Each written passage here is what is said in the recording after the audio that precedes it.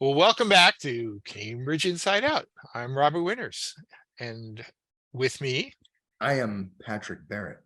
and for those that don't know, today is actually November 15th, 2022, year of our Lord. So, and we did have a city council meeting last night. There are many things we can talk about that here.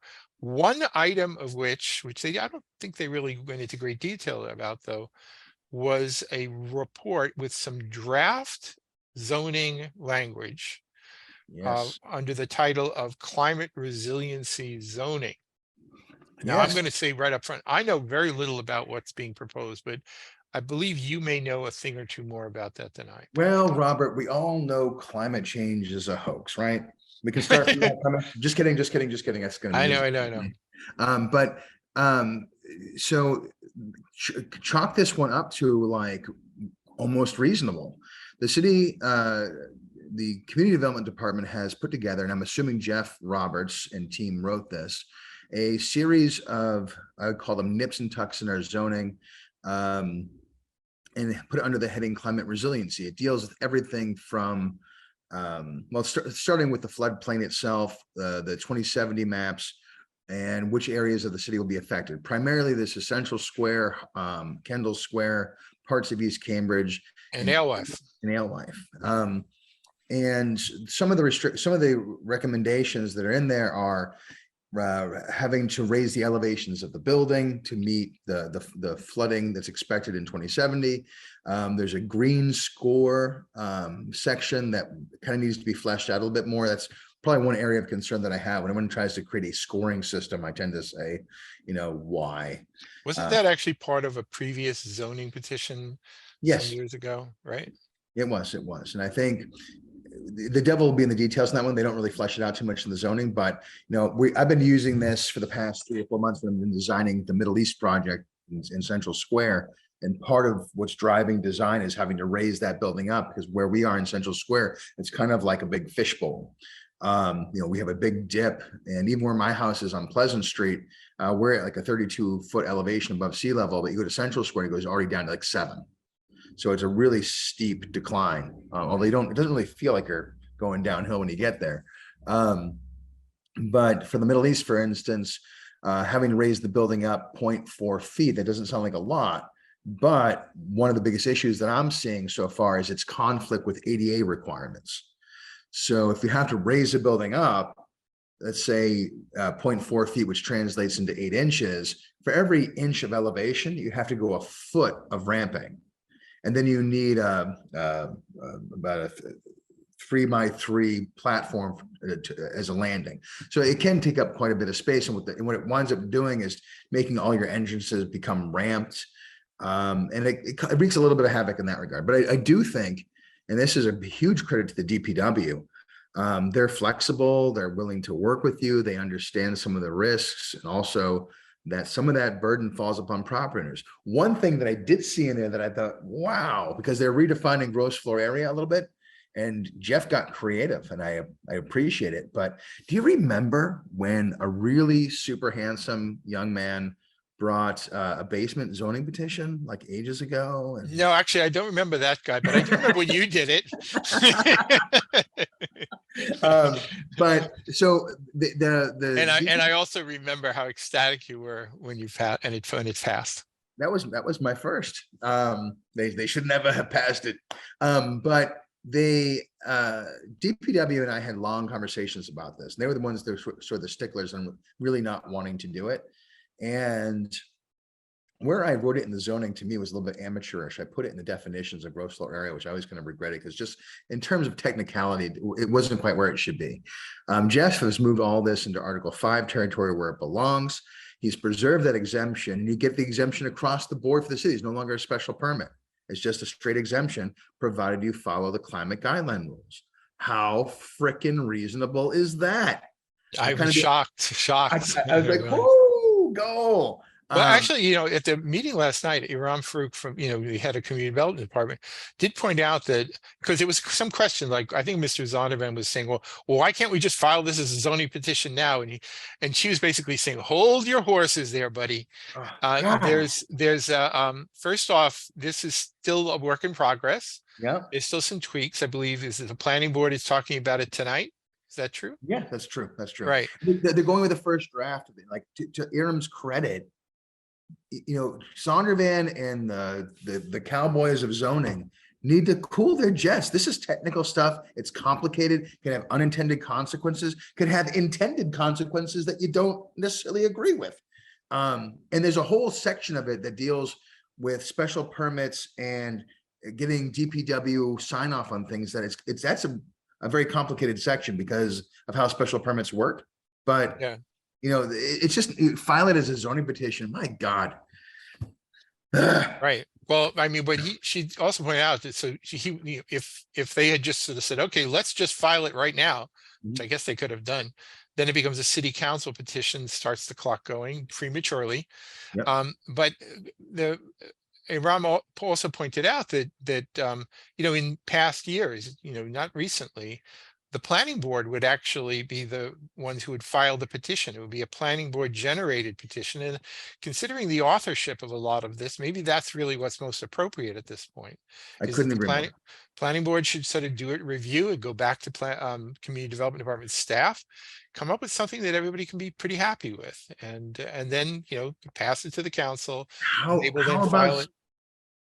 How about spend some time and apply it to actual buildings and take a look at Yes. and take a look at the effect, study it a little bit, because when you talk about raising the elevations of buildings, when you talk about creating floodgates, and creating creating what's called a green score, it's going to have some effect that you're not going to anticipate. I've already had conversations with CDD where they were like, oh, we didn't think of that. Oh, we weren't. Oh yeah. Okay. Well, maybe we need to take another look at that. Those kinds of responses tells me that this is not ready for prime time. But I have to say, Robert, all the terrible things the city throws at me, this is the least terrible thing they've thrown at me in a while. Right. Well, that's my understanding. By the way, it would be interesting to see what the final, what you might call toolbox of things that property developers could, utilize in order to sort of meet some of these goals, and not just goals, because this is really would be actually requirements. I mean, we've had, when we have our twice monthly meetings, I've been bringing up something that was actually done for the Green Line historically, where now again, this is a little bit different, but when a muddy river would overflow its banks, which presumably if things are going to overflow, they had something back in the late 1800s. They actually had an innovation where they basically cut notches out of the tunnel over by Longwood Station that they could drop flashboards in to prevent the floods from inundating the tunnels, right? So go And ahead. but and the thing is that then there was big rain event, many years later, like maybe 20 years ago. Nobody remembered that mechanism was in place, and basically they filled all of Kenmore Square right up to the brim, right? So A lot of expense, a lot of destruction, and whatever, but it was all, if they had actually just utilized something that's a mechanism that had been in place for 100 years, they could have prevented all of that. And now they do it. Now they basically put a cork in the tunnel whenever they have an event, a potentially catastrophic event. So, we learn a lot from history. And So, there's a couple of things that I think, in terms of concerns about the climate resiliency zoning, it touches a lot of kinds of properties. So, you think, I think when new construction, you can always raise a building. It's hard to raise an existing building. Creating ramps that go up into commercial spaces. Think of like Cambridge Street, those smaller buildings. There's gonna be some tricky stuff there. I think this is going to heavily rely upon a DPW that is reasonable. That makes me a little bit concerned because you could have issues that trigger zoning, like a use change on a 2,000 square foot commercial property, very small. And it could have some pretty significant effect. I'm not saying you just let it flood, but I'm also not saying that, not saying that. I think there has to be some creativity allowed for in some of these retrofits. Otherwise, we'll be knocking things down that we probably shouldn't, and creating some issues for smaller retailers that we're not. No, that's the Bermuda Triangle of unintended consequence. Well, I mean, perhaps for existing properties, as with existing roads, right? Like, I mean, I'm going to make a really weird analogy here now, but under the bicycle safety ordinance, I think even if the Public Works Department's ideal would be to actually install sidewalk level bike lanes, which has been my understanding, as opposed to the flexi posts in the middle of their street and all of that stuff, right? But they have the quick build alternative in order to deal with the road as it is, even if down the road they reconfigure the roadway to find a better solution. Well, in many ways, yeah, you can write zoning for buildings that are not yet built, but you could also have a toolkit for buildings that do exist currently, that they can become as resilient as possible, without completely, I'm a big fan of the 80% solution, and I would apply that to a lot of things that we're currently thinking about right now. BUDO, climate resiliency zoning. I think it's interesting that an article came out in the Boston Globe today, not to pivot too hard here, on labs. We're contemplating a lab ban in the city right now. We've been talking about linkage and not connecting the two. Right? Thinking about linkage in a silo, thinking about labs in a silo, even though only labs pay for linkage. And what does the Boston Globe article tell me today? That 32 million square feet of projected lab space across Boston, Cambridge region, but 80% of that's on hold. And then, when we were barking about linkage, a few months ago, we were saying, and I say me, the chamber, people in the industry, saying, there's a big change coming. And these changes, when they hit the newspaper, it happened 9 months ago. The newspaper is just reporting what had happened, not, anticipating it.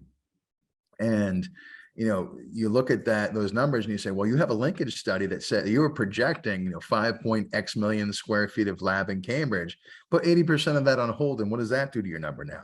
Did raising linkage make sense? The answer is demonstrably going to be no. And I stick by that prediction. But I think in terms of how we deal with the city on a lot of these issues, and the council, who only seem to think in absolutes, like the 80%, or as I would call it in college, a gentleman's C, ain't so bad. right. We're getting to a better place. Like, we had a great meeting on BUDO the other night, but the CDD has been showing us all these maps, our charts on how our greenhouse gas emissions have increased over the years. And then we raise our hands and say, well, didn't we build 8 million square feet of building during this time? And you're like, oh yeah. You're like, so actually we're more efficient, and our number, if you trend it based on that build, we're actually going down. But I'll throw yet another calculation into the mix here, which is that in years past, you might have seen whole biotech campuses being built more in the burbs, but when you were allowing them to be built, concentrating in places like Cambridge, you were guaranteed to have some increases in greenhouse gas emissions. But if you take a look at the whole region, you may very well have been a net gain compared to the alternatives. Well, I think like looking at these things in this way, and I would say, let's just call it in a reasonable sort of objective way, gives you a better way to sort of deal with the problem, as opposed to, announcing to all condominium owners and all small commercial owners that they're going to have to rip out all their electrical systems. We're going to net zero in 3 days and blah, blah, blah, blah. But, I try to tether all these things together. And when I see a reasonable, and I'm going to go real pivot here, when I see a reasonable outcome for our national election, when I see people who I'm like, oh, Kari Lake told all the McCain guys to go to hell, and the McCain guys just told her to go to hell. And right. I'm like, God damn, are we getting reasonable, America? Yeah, Yeah, I never personally doubted that this was a reasonable country, in spite of the fact that we have some crazy people in it. we And are. not to dwell so much on the national election, but I'm very happy that we will have a divided Congress. Yep. And my Democratic friends, you can feel free to just, throw eggs in my house. But I really do think it's not a bad thing at all. And I like the fact that election deniers and people who didn't who just simply wanted to just destroy the machinery of democracy, which includes election mechanisms, it was that they were pretty much uniformly beaten back. And I think I that's a say, moment to celebrate. yeah, I mean, I say, yay for my fellow American. Nice You know, going, folks. as a Well person done. who, as a person who was a registered Republican up until the age of Trump, and I'd say my political leanings are probably more all over the place than R or a D, but if I had tears in my eyes a little bit because I was just so happy that these crazy lunatics, and I see them on the left and the right, they all seem like the same kind of brand of lunacy. I think, yeah, government doesn't really function well with too many ideologues or radicals, whatever. We need more reasonable people, Yeah. rational people, people who actually listen rather than tell. And while I give her a mountain of shite, I'm good for Aram for tapping Zondervan on the nose.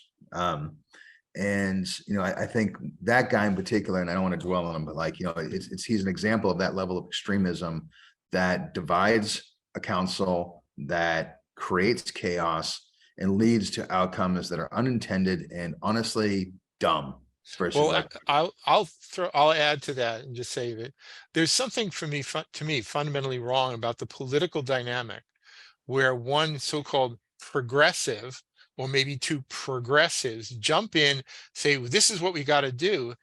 But we have in a political environment where some of the other elected officials will be afraid to push back because they don't want to be seen as regressive or being opposed to the great brilliance of this, that, or the other thing. You don't want to be cast as, well, you must be a climate change denier because you thought that maybe something that the was being Well, proposed just wasn't really a good idea.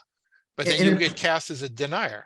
in You a know, place like Cambridge, where like this is where I constantly ask the city. I always found it interesting that Democrats have a hard time celebrating a win. It's just in your DNA. You guys passed the biggest infrastructure bill in the history since like the TVA, and you're like, eh. And in four of your members say we're not voting for that. It's not good enough. And then you don't celebrate that way. In the same way, Cambridge, like, we were in this discussion about Buda, we learned that from Eversource that Cambridge sources more green energy than any other place in America, with the exception of the entire state of California. And you're like, why is that not the headline?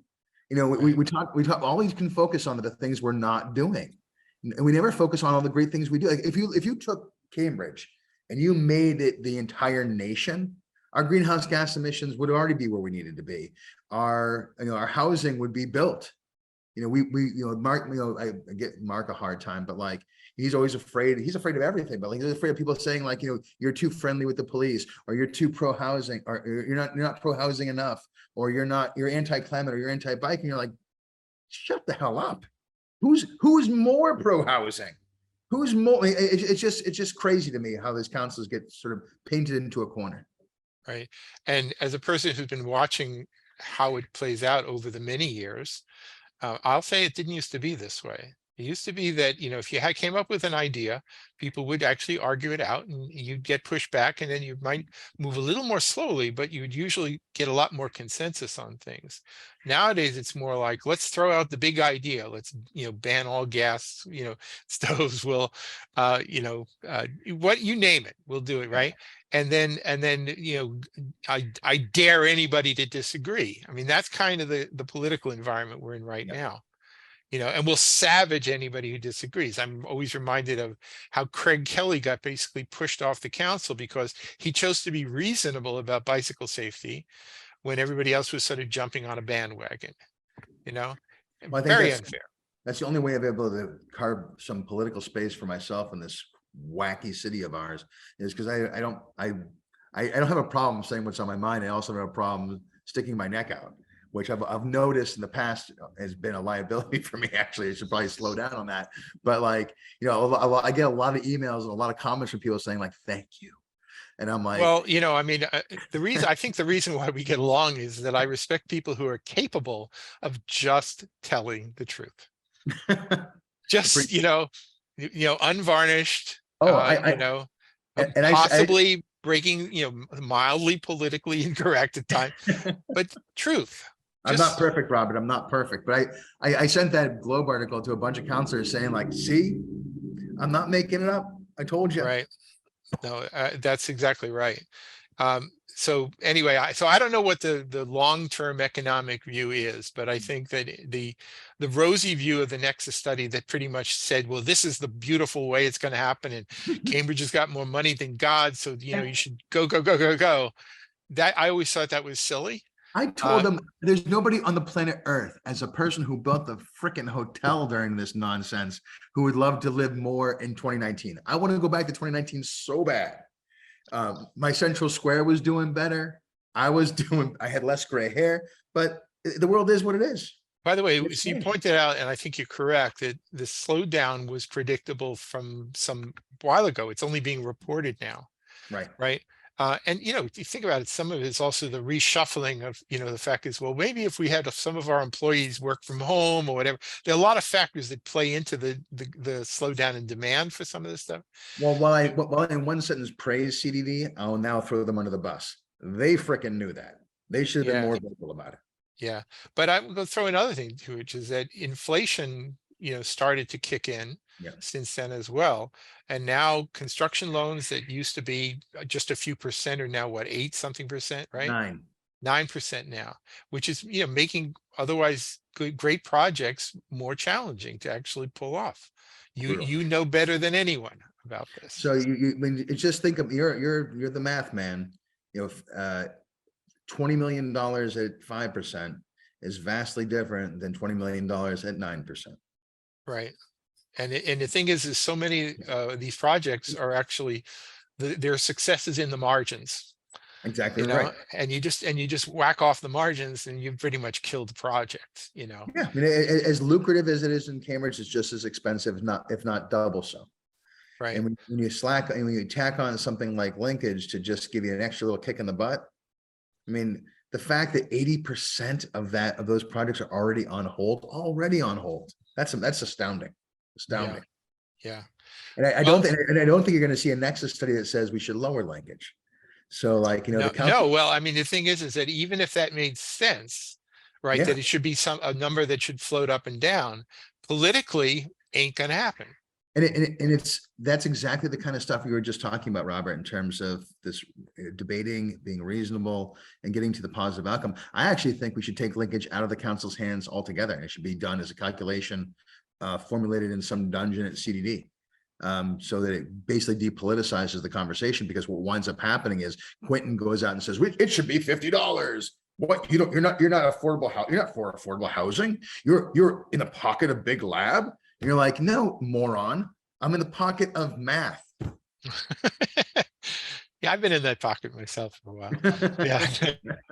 Yeah. So, anyway, see how this one shakes out. Also, I think it's probably worth noting in these last few minutes here is that the great hold that we had on city boards and commissions, while they were waiting to see how this whole city council review was going to happen. Now, basically the champagne cork has popped, and now the manager put out word they were like a call for 8 different boards, right? I think actually it was the Police Review Advisory Board. There was a Mass Ave kind of working group, which should have happened a long time ago, quite honestly. There was a business one related to BIPOC related businesses, Recycling Advisory Committee, Women's Commission, Foundry Advisory Committee, the Traffic Board. Well, therein lies a tale. And the Board of Zoning Appeals closed yesterday. The applications for that closed yesterday. Hope they got a bunch of good applicants.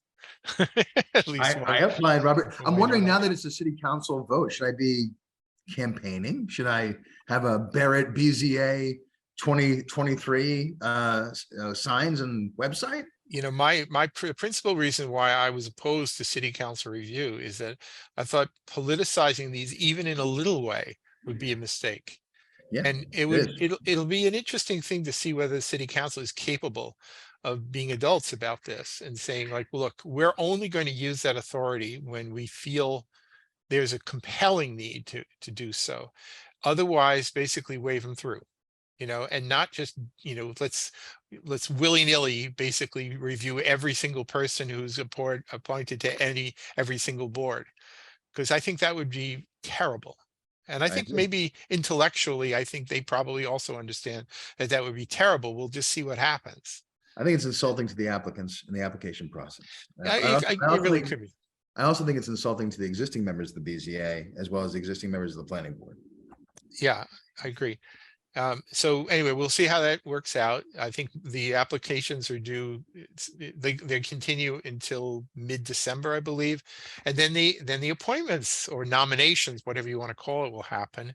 And then we'll see what happens. We'll see what the new city managers and his staff are made of in terms of the quality of appointments and whether they're being objective and fair and reasonable or political.